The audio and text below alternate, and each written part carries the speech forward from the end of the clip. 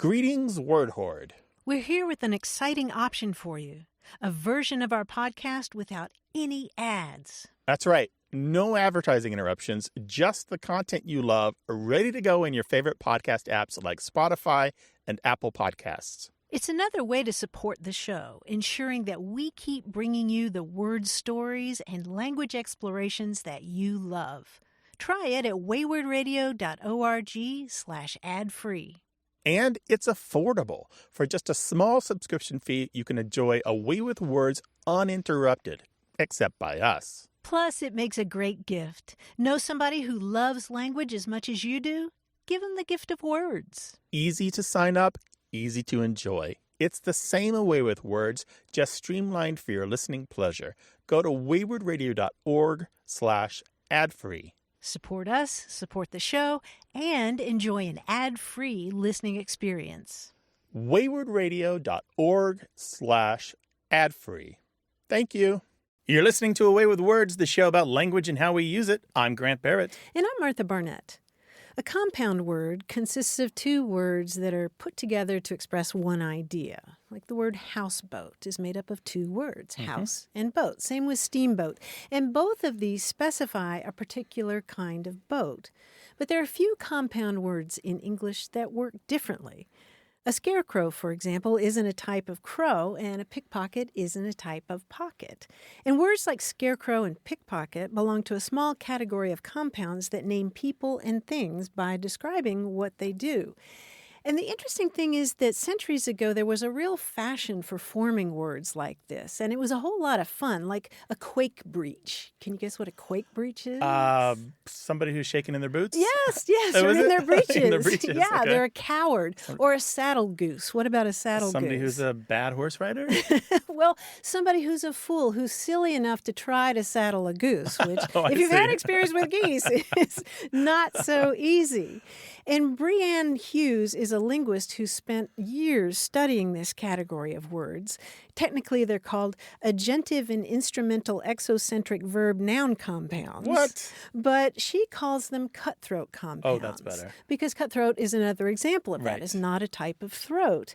And she's collected more than 1,200 of these. Like, for example, a scrape gut.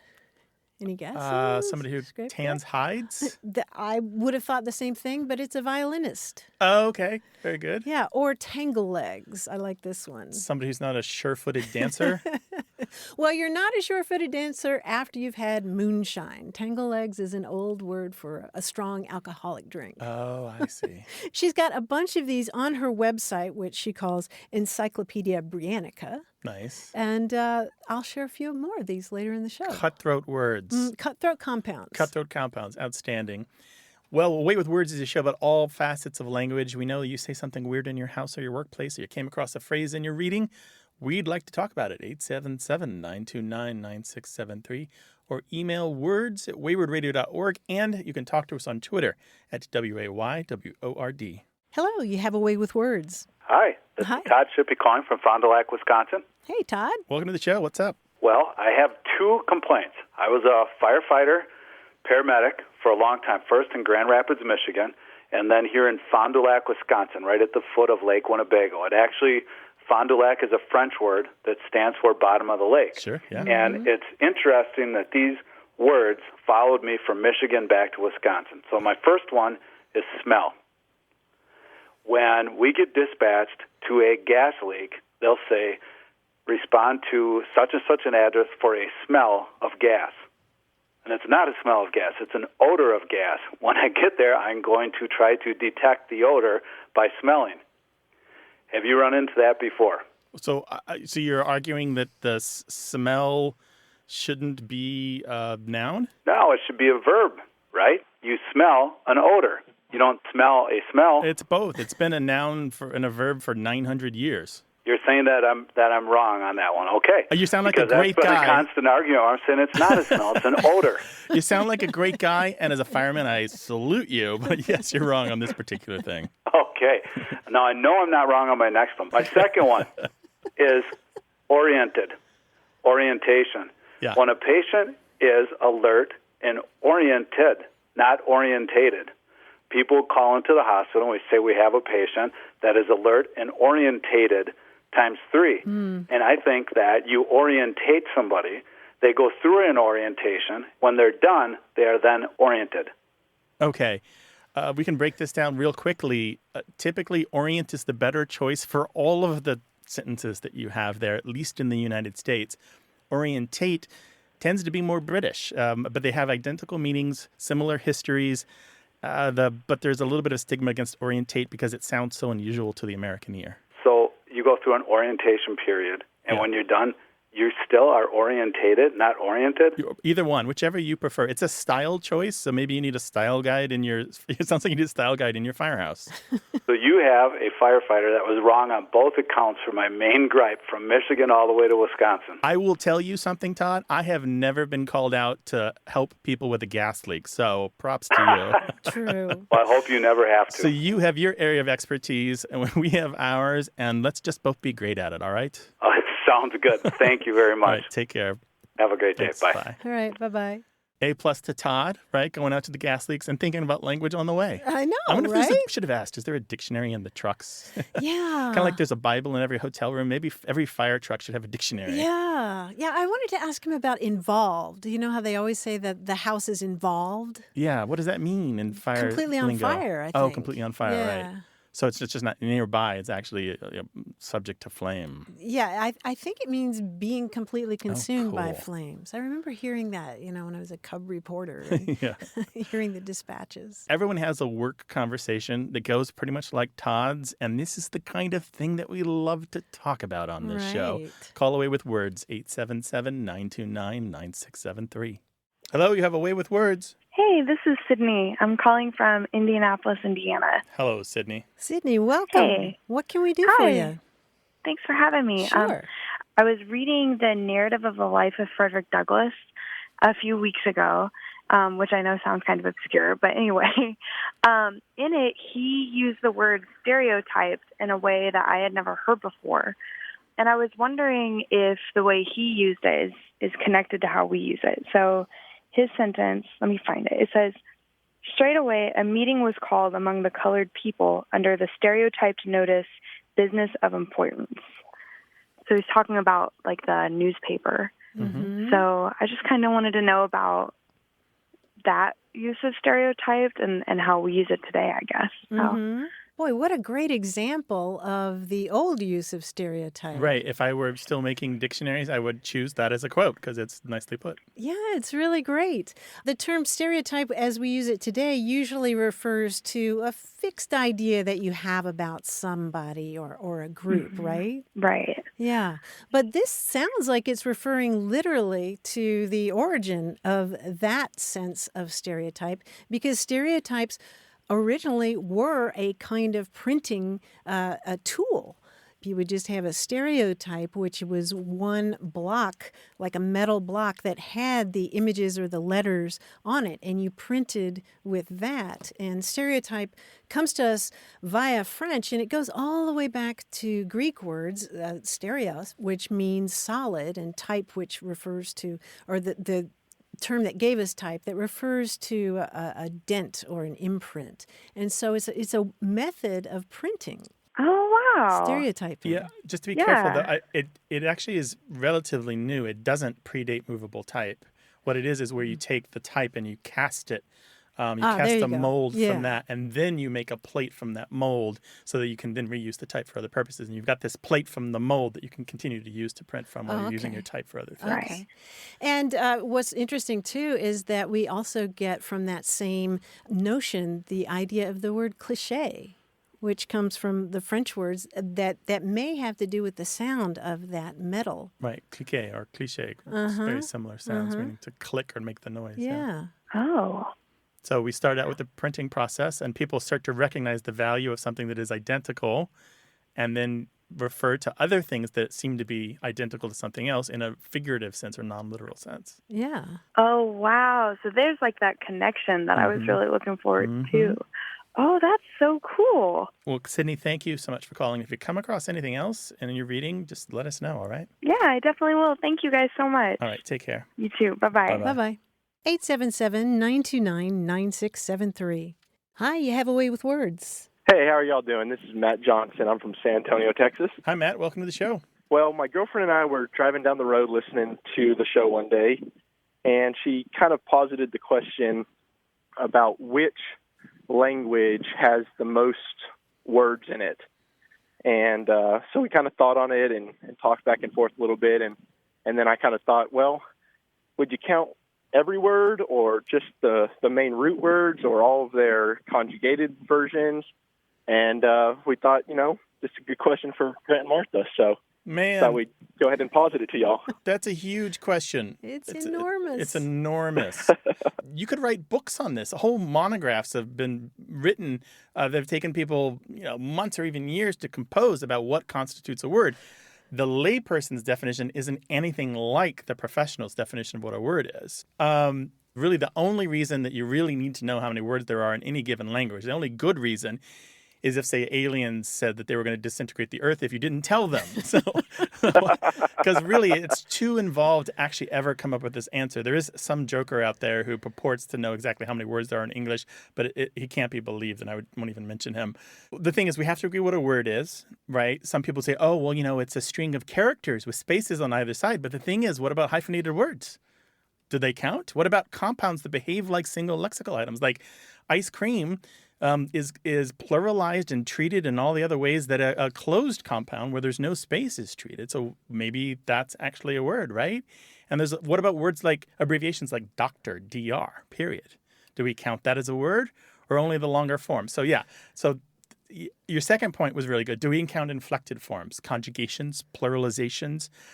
If you just even look at the word book, we have dozens of different variants depending on the ending, right? And then what about multiple meanings? So I have book verb and book noun. Do I count them as separate words or the same? And then book noun has something like 14 different meanings. And book verb has something like 7. So there's no really good way to come up with this answer. And really, it's just an exercise in futility. I mean, if you're immortal, if you're going to live forever, this is a task for you. Well, it's good to hear that because we looked it up on Google and found an Economist article that she kind of briefly read through, and the main point of it was, why do you even care? That's a good point. Well, what I often tell people when people ask about the number of words in English, just out of curiosity, I say, look, there are possibly as many as 15 million different chemical formulas alone. Chemical names, like the stuff you see on the back of your shampoo bottle. 15 million different ways to put those prefixes and roots and suffixes together to come up with all these actual real chemicals. And we don't count those, but so you're talking millions just to start, right? And then if you say, well, only the common ones, well, why not the archaic ones? What about the stuff that's in Shakespeare that nobody uses anymore? Why wouldn't we count that? If I'm ever bored one day sitting around twiddling my thumbs, I'll kind of ponder on it a little bit more. Yeah. If immortality comes your way, you have a great task to undertake. And please share. Thanks, Matt. Take care now. Thank y'all. Take care. Bye-bye. 877-929-9673. More about what we say and why we say it. Stay tuned.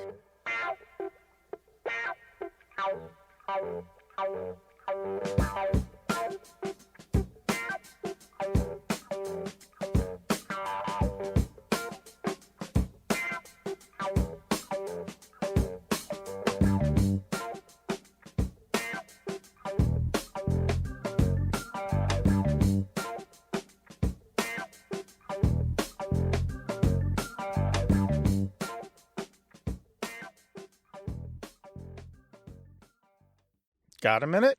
We need your help. Head over to gum.fm/words and share your thoughts in our quick survey. Your feedback matters. It's the backbone of our show's success. Thanks for making our show even more successful. That's gum.fm/WORDS. Thank you.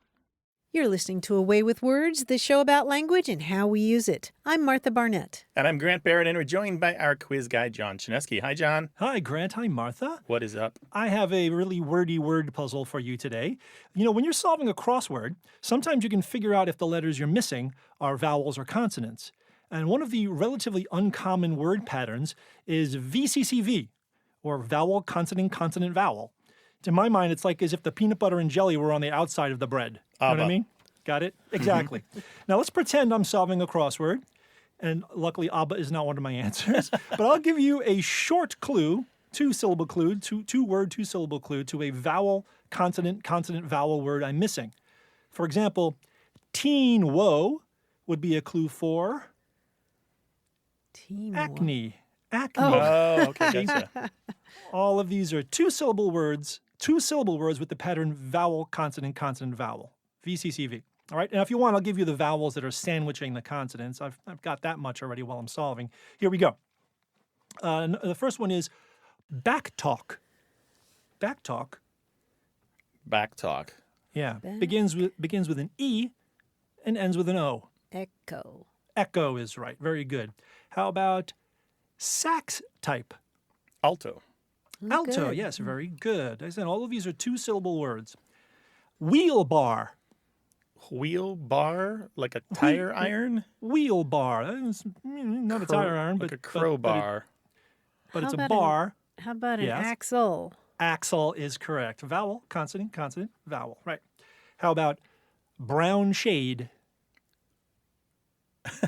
Ecru. Ecru. Yes, oh, very I was good. going to say umbra, but that's Latin. Sorry. Umbra. Yeah, that's okay. And that's five. We allow a Latin here. Oh, it's it is. Sure. How about proof word?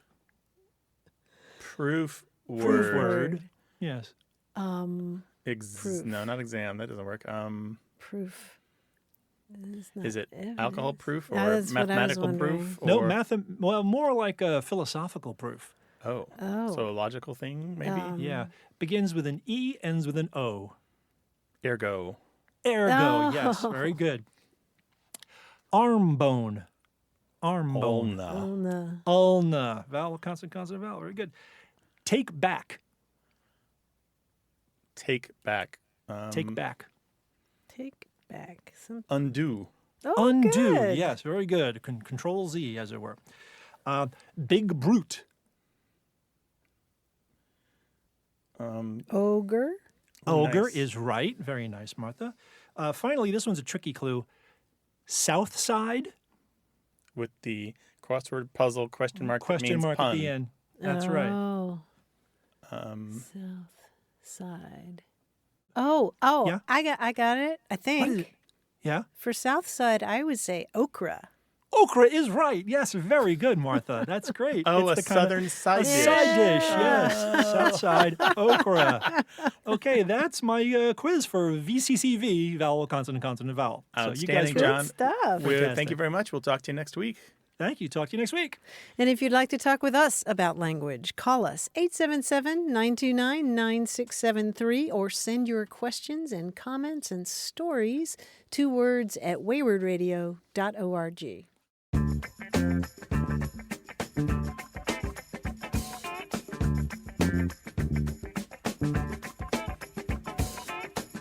On our Facebook group, Betty Ann Flanders asked, what are some terms you've heard for folks having hot flashes? Oh, And boy. I was surprised at all the terms. I mean, I've heard personal summer, but a lot of people came up with other things like short private vacations in the tropics, or Stephen talked about a personal trip to the Sahara, or temperature tantrums was another one, and Penny said, I've said warm waves. I'm having warm waves, Oh, which I all kind of these like terms better for than hot flashes, yeah. right? Yeah, but my favorite was from Linda. She said, my friend Phyllis refers to it as my inner child playing with matches. And she added, matches my foot. My inner child plays with a blowtorch. Well, if you've got other terms for hot flashes, do send them along. Yeah, we could Words use at them. waywardradio.org. Hello, you have a way with words. Hello, this is Joe Winkler from Moreland, Wyoming. Hi, Joe. And, Welcome. What can we do for you? well, I have a question about horses. I've always wondered how horses got their names for their color because, you have names like sorrel, and a sorrel is a brown horse. Right, yeah. And then you have like bay, which is a brown horse with a black mane and tail. There's dozens of them. There's Palomino and Roan and Dun. Mm. I mean, this has bothered me since I was 6 years old. Wow. Well, not bothered. Well, we're going to scratch that itch for you for sure. So I'm going to talk about just a couple of these, and then I'm going to refer you to a book that's going to have some more answers for you, all right? Okay. The first one I want to talk about is palomino, and I think Martha's eyes lit up when you said that word before because it's got this Spanish connection, and basically what it means is young dove. And so it refers to the color of a young dove, which has not fully come into its adult plumage. And of course, there are different kinds of doves, and there's different kinds of plumage they might have. But in general, it's the kind of dove that you might have found in a typical Spanish town, not even a Mexican town, but a Spanish town. The thing with all of these horse colors is they come from 3 different linguistic traditions, at least 3, maybe 4. So from the English, United Kingdom English, from Spanish, 2 different kinds of Spanish, Spain Spanish and Mexican Spanish, and then from French. And then you might throw in Arabic in there because there's a little bit of Arabic and maybe even a tiny bit of Basque. It just depends which color you're talking about. So tons of different traditions here, all coming together in English, which has no shame whatsoever about borrowing words wherever it likes. And here they are in horse names. So palomino, young dove. The bay is interesting to me because it is the same thing for the horse color that it is in cooking. So bay leaves are where the term bay for the color of a horse comes from. And both the term for the leaf and the term for the color come from the same French word, which means bay leaf. So it's about the color of that leaf. The leaf when it's dried, I believe. Yeah. Really? Yeah, it's another reddish brown. Just like sorrel is kind of a reddish brown, bay is a kind of a reddish brown. Now sorrel, the problem with sorrel is there are lots of, it's S-O-R-R-E-L for anyone who is not quite understanding the word. There are lots of sorrels in the world. It's a common name for many different types of plants, but it's a particular European variety which has this deep reddish brown hue to it. That's the color that they're talking about. Okay. Well, thank you for the information. Yeah, one more thing before you go. There's a great book. It's a classic book by Ramon Adams, R-A-M-O-N Adams. It's called Western Words. And so it's a dictionary of kind of cowboy speech, and it's pretty reliable and pretty thorough. It's a fantastic work, and he has all the colors for horses in there that I've ever thought of. The list includes, just for a few, albino, baldface, bay, bayo, coyote, blaze, blood bay, buckskin, calico, chestnut, chinspot, claybank, carmelo, flea-bitten, grula, moros, overo, paint, palomilla, piebald, pinto, race, roan, sabino, skewbald, snip, sock, sorrel, star strip, stew ball, stocking, tobiano, trigano, and zebra dun. And I skipped a few. And then I've owned every one of those. You have. No kidding. You are a true horse person. No. It's just some of those, like snip, those deal with the color on their nose. Right. That's right. And the star is like that too, right? And the star strip. and, Well, thank you for your call. We really appreciate it. Thanks, Joe. Happy trails. All right. Take care, Joe. Thank you. Bye-bye. Bye-bye. Goodbye. Call us about the ones you're thinking about, 877-929-9673, or send them to us in email. That address is words@waywardradio.org.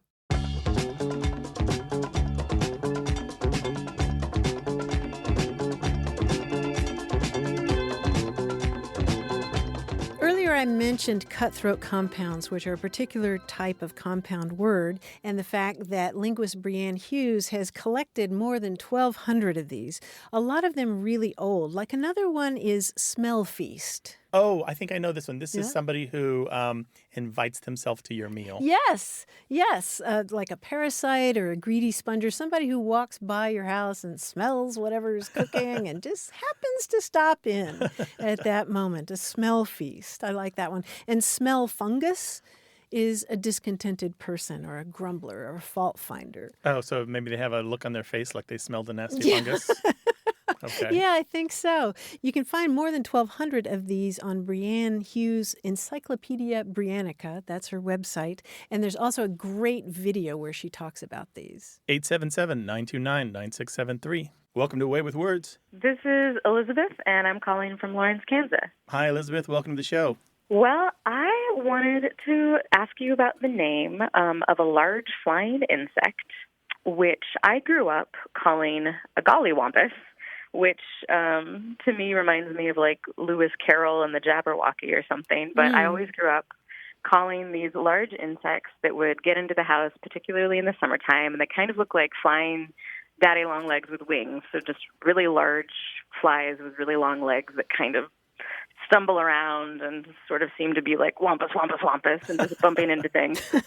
And so this was a normal thing to call them for me. But when I first got married, I was in the kitchen of our rental house, and maybe the back screen was open an inch or something, and one of these got inside, and I shouted at my husband, "Nathan, kill the gollywampus!" And he was in the other room, and I think he thought I was having a stroke or something. He was like, "What are you talking about?" And I pointed at the insect, and he's like, "That's a like a large fly." And I was like, "It's a gollywampus." And so then we, had to do a bunch of Googling, and we determined that it's a crane fly. Mm-hmm. But I was just wondering where gollywampus came from. Elizabeth, I'm loving this story and wishing I were a crane fly on the wall to watch it. These are the ones that are often mistaken as mosquitoes by people who don't know better, right? But they're bigger than mosquitoes usually, aren't they? They're really big. Yeah, they're Really pretty big. large. And they're kind of clumsy. They fly pretty slowly, and they're not particularly intimidating. It's just, a large flying insect, which can be alarming. Right. These insects go by a lot of names that sound similar to that. A lot of people call them gallinippers. Have you heard that one? And No. yeah, there's gallynipper and gabbernapper and gallowopper and granny nipper, Granny nipper. Oh, which sounds very ominous, doesn't it? yeah. It may have been influenced by the term gollywopper, which is a term in the South that's used for something that's really extraordinary, like extraordinarily big or something like that.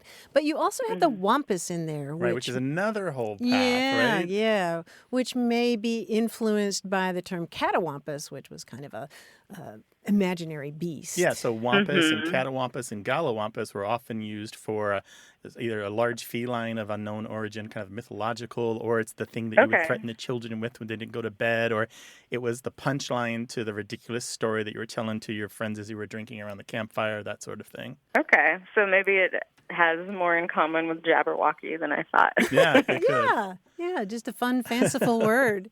But you definitely need to keep calling it that, Elizabeth. Oh, I will. I mean, I haven't stopped. I think my husband will correct me. He'll be like, "It's a crane fly." And I was like, well. No, it's a gollywampus. Well, Elizabeth, thank you so much for calling. Yeah, thanks for answering my question, and I love the show, and we'll keep listening. Take care. Bye. Bye-bye. Well, what's the word you're debating in your household? Call us about it, 877-929-9673, or send it to us in email. That address is words@waywardradio.org.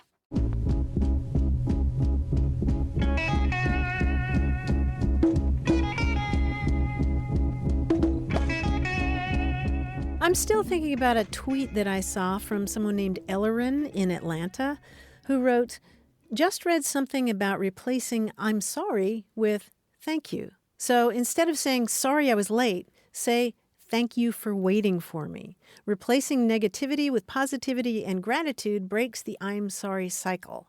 Powerful.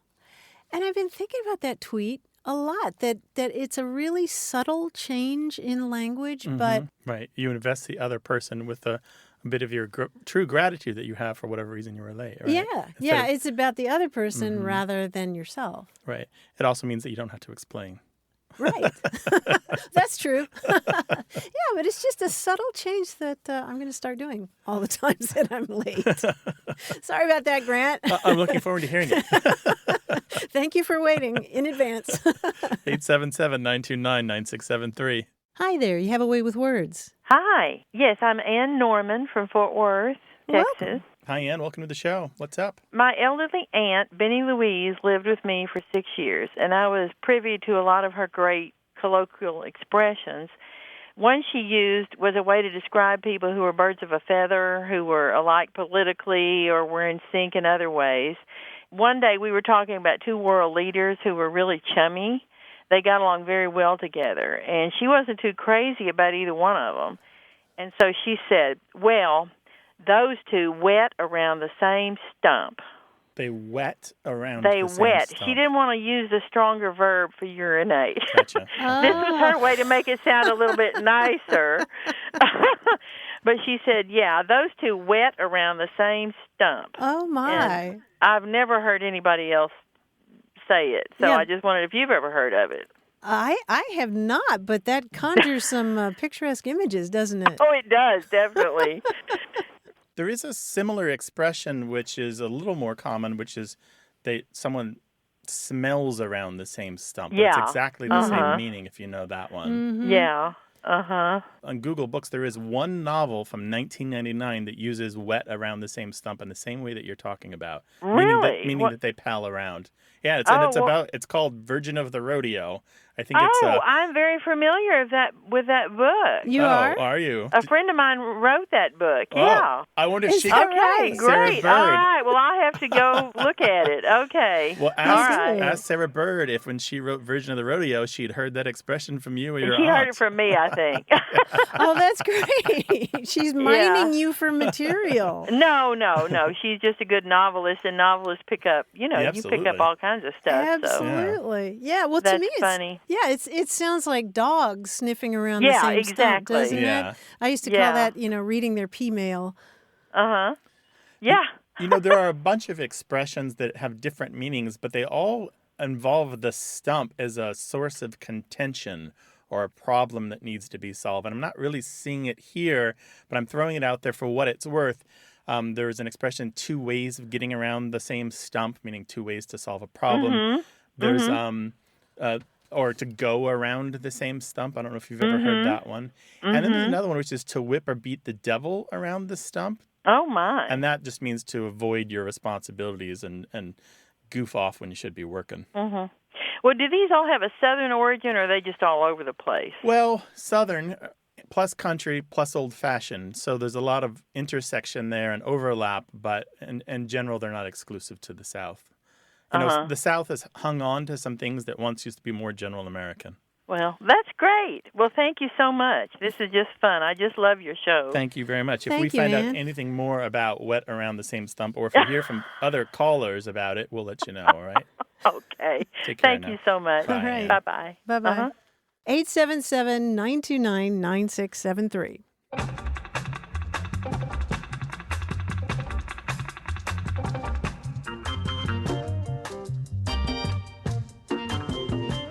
I was walking through beautiful Balboa Park here in San Diego the other day, and I saw a bench that had a proverb on it, on a little plaque, and I just loved it and wanted to share it. It goes, "The best time to plant a tree was 20 years ago.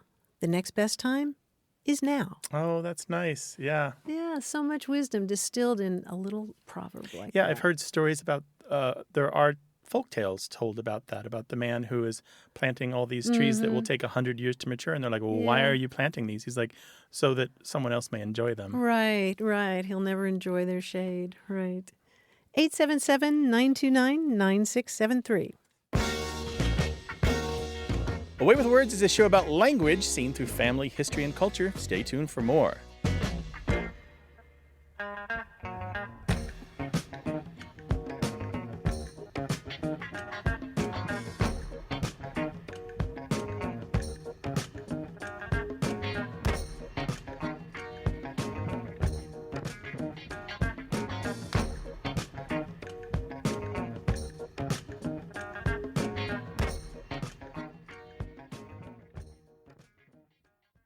Hey, we've got something special for those of you who love our show but could do without the ads. That's right. Imagine Away with Words, the same engaging conversations, the same deep dives into language without advertising interruptions. We're talking about our ad-free podcast feed. It's sleek, clean, and it's just for our supporters. It's at waywardradio.org/ad-free. It's inexpensive, easy to sign up for, and works with all major podcast apps like Apple Podcasts and Spotify. It's an affordable way to support the show and get a seamless listening experience. And if you're feeling generous, why not give a subscription to another Away with Words fan? That's waywardradio.org/ad-free. Sign up today. Your support means the world. waywardradio.org/ad-free. Thank you. You're listening to Away with Words, the show about language and how we use it. I'm Grant Barrett. And I'm Martha Barnett. In his 1958 book, The Once and Future King, T.H. White did a kind of retelling of some of the King Arthur stories, and there's a passage from it that really spoke to me, and it goes like this. The best thing for being sad is to learn something. That is the only thing that never fails. You may grow old and trembling in your anatomies. You may lie awake at night listening to the disorder of your veins. You may miss your only love. You may see the world about you devastated by evil lunatics, or know your honor trampled in the sewers of baser minds. There is only one thing for it, then, to learn. Learn why the world wags and what wags it. That is the only thing which the mind can never exhaust, never alienate, never be tortured by, never fear or distrust, and never dream of regretting. Learning is the thing for you. That's beautiful. Yeah, there's something so heartening about that. It's a reminder to me that there's always something more to learn. As much as we learn every week on the show from our listeners and from our research, there's always more to learn. And I like it as a replacement for worrying about the things that aren't going quite right around you, because the learning doesn't have to be interrupted by the body having issues or the relationships kind of going south. It reminds me of something that I experienced as a kid, less so today, where I realized that it would be a couple hours until dinner, but I was hungry and there was no snacking allowed. And I realized I could read a book instead, and it would fill me up and satisfy me in a way that almost was like food. And then when dinner came, I was fine. But I figured out that sometimes when I was tired and couldn't sleep, the book didn't put me to sleep, but it made me comfortable and ready to sleep, if that makes sense. So the learning is very similar to that. It does. It fills you up. Fills you up. 877-929-9673, words at waywardradio.org, and we're on Twitter at WAYWORD. Hi, you have a way with words. Good afternoon. This is Harry from Falls Church, Virginia. Hi, Harry. Welcome. What can we do for you? Well, I've been interested in the word troll.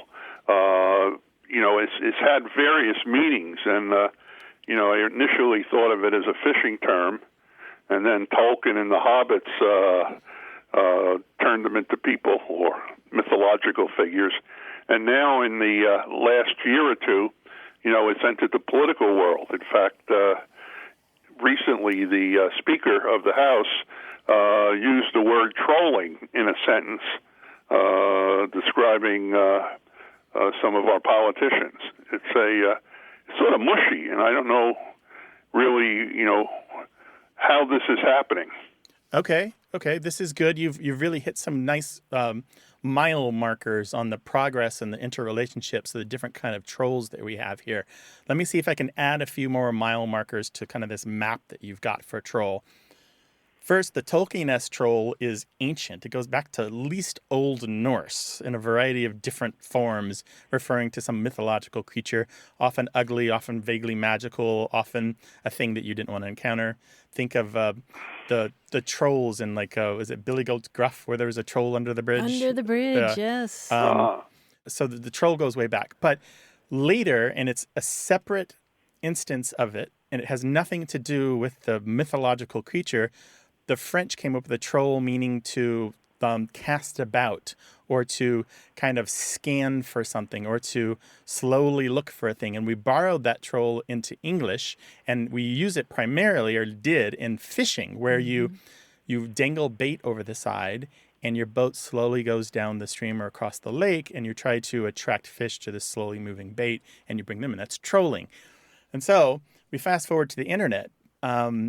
Very early on in the history of the internet as this big social phenomenon, people started doing what we now call trolling, which is saying outrageous things, sometimes that they didn't believe, in order just to get a rise out of other people, to get their goat, so to speak, or to bust their chops.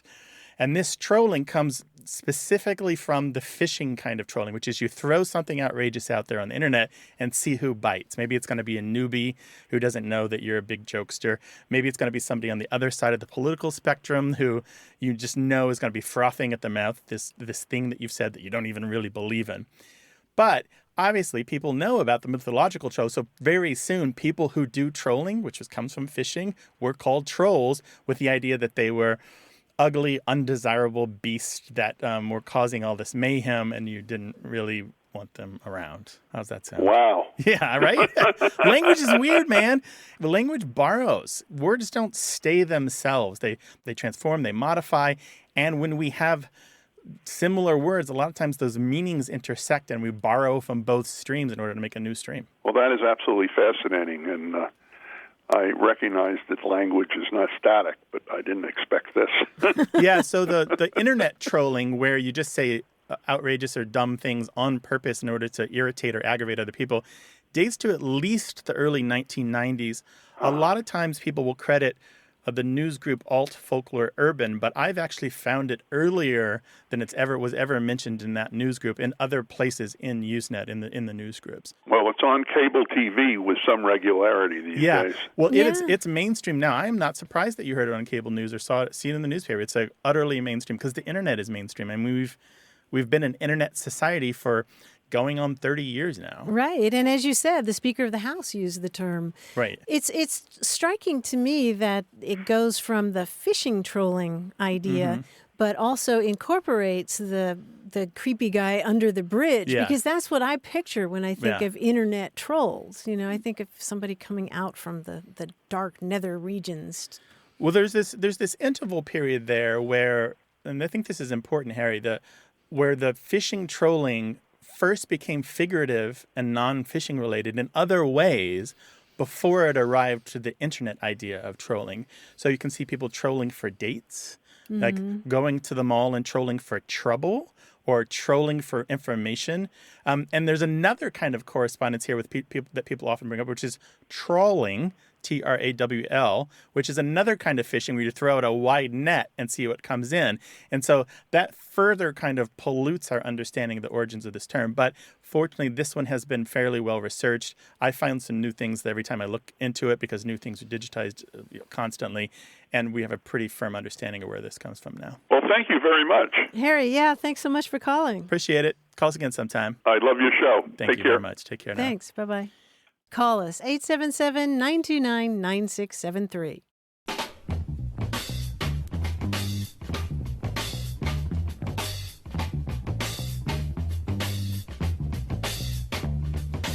We asked folks to tell us their terms for taking a bath without really taking a bath, just sort of like a Navy shower or a GI shower. Or just washing your possibles. We got a tweet from someone named True Blue who said, "We call it bathing up, not an entire bath, just the important parts. Also, leaving home without bathing and putting on clean clothes is called putting icing on gingerbread." Icing on gingerbread. I like that. Yeah. I do too. Okay, I'm not quite sure. Gingerbread's fine by itself, right? Yeah, but if you're putting the icing on, you're putting on your clothes. Yeah, okay. Talk to us on Twitter, WAYWORD. Hello, you have a way with words. Yeah, hi, this is Jesse calling from Gainesville, Florida. Hi, Jesse, welcome. Thanks. I grew up in northern Minnesota, and up there, there was this phrase that I heard, and I haven't heard it anywhere else. And it was constructed like they would say, "oh, for," and then an adjective. So, for example, they'd say, "oh, for cute," or "oh, for nice," or "oh, for dumb." Yeah. And so I was just wondering, like I said, I haven't heard it anywhere else, so I was curious where that came from, how widespread it is, and if there's any other adjectives that are used in that construction. Oh, I love it. Oh, so it's O-H-O, for F-O-R, right. And then some adjective, usually expressing a judgment of some kind. Right. The ones I've heard are cute, nice, dumb, stupid, and maybe gross. Yeah. Oh, for gross. Yeah, those are all familiar to me, and it is very Minnesotan. Occasionally you'll find people saying it in Utah and some other places, but it is widely known, almost to the point of being what I call a Chamber of Commerce expression, where people from Minnesota know that they say it, so they kind of say it because they say it. You know, it's kind of circular reinforcement of the habit and the thing that they've got that differentiates them from other people.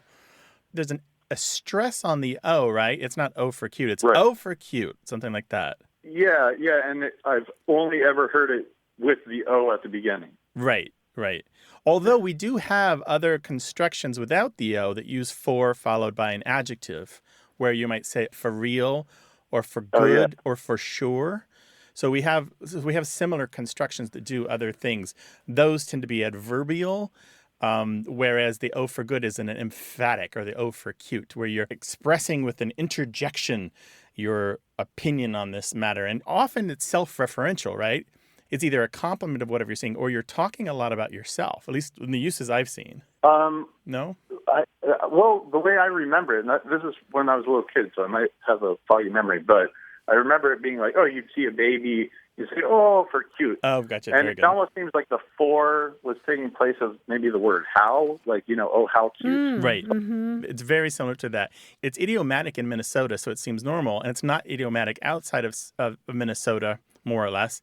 It seems strange to us. And so idiomatic expressions have this quirk about them where when they're not part of our natural sociolect or idiolect, then they're just foreign and strange. But if you grow up with it, it probably seems normal. Right.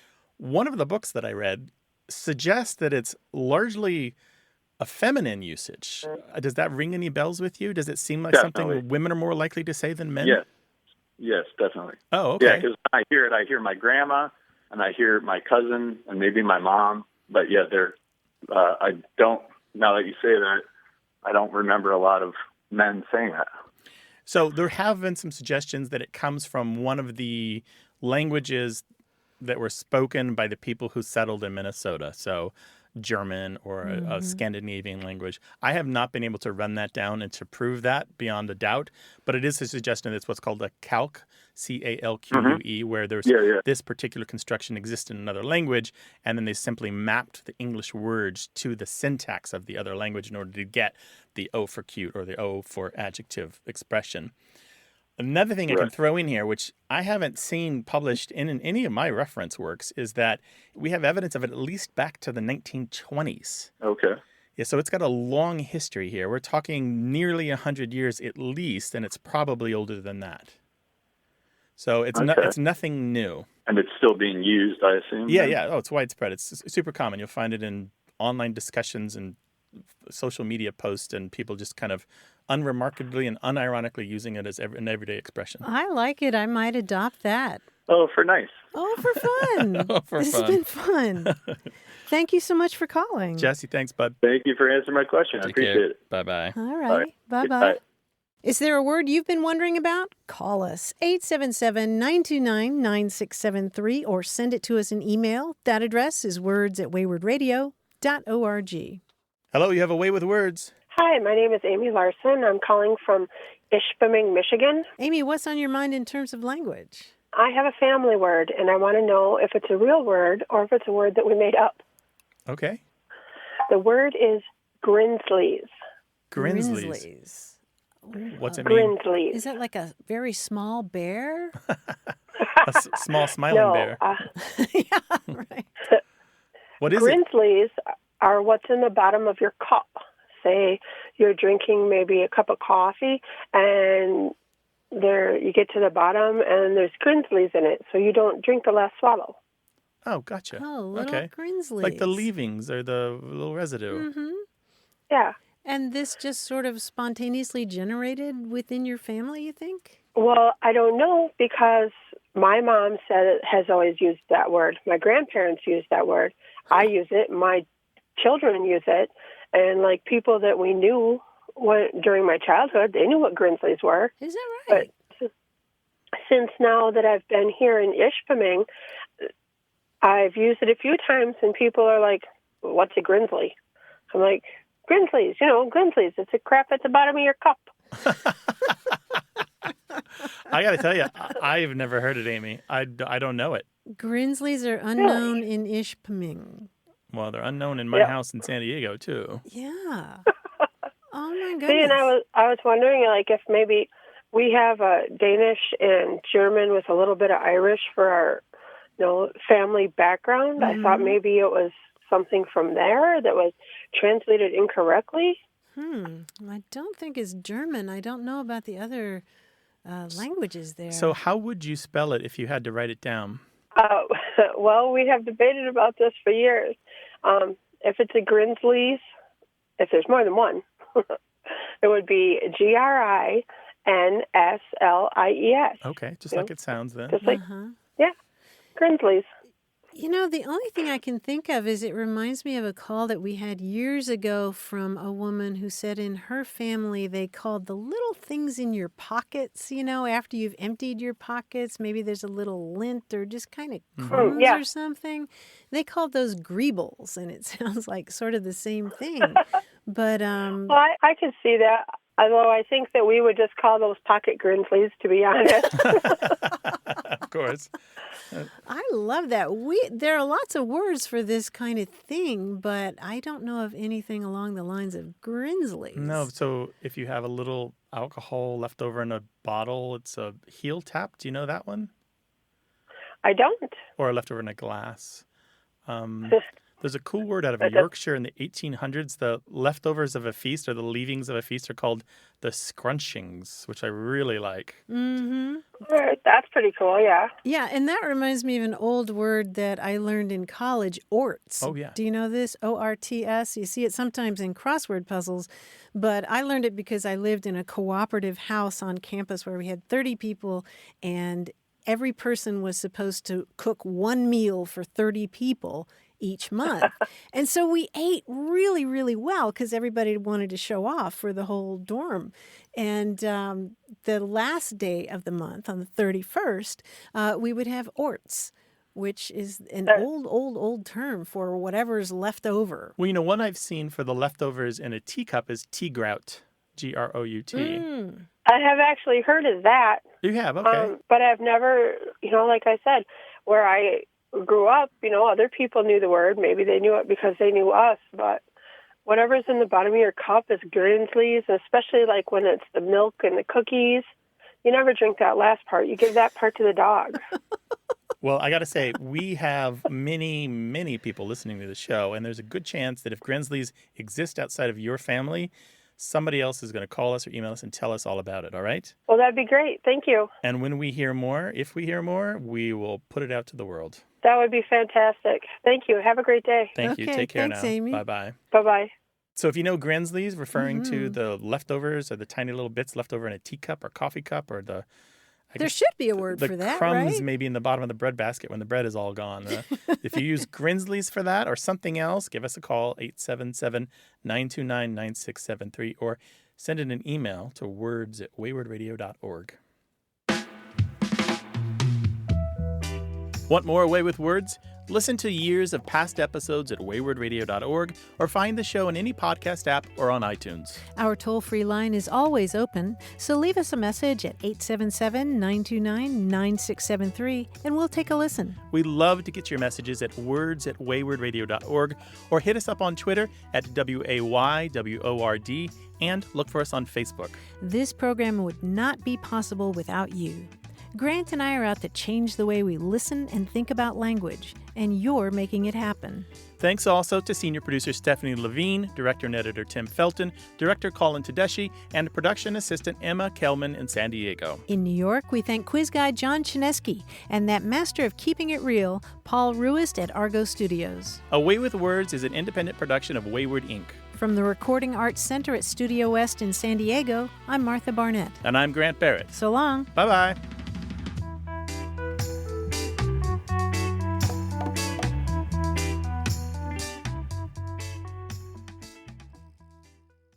Hey, listeners, we have a favor to ask. We'd love for you to fill out our listener survey at gum.fm/words. Your feedback is crucial. It's quick, and it helps us make our show even better. It shapes our show, helps us plan, and ensures we're bringing you the content you love. That's gum.fm/WORDS. Thanks for being a part of what we do. Thank you.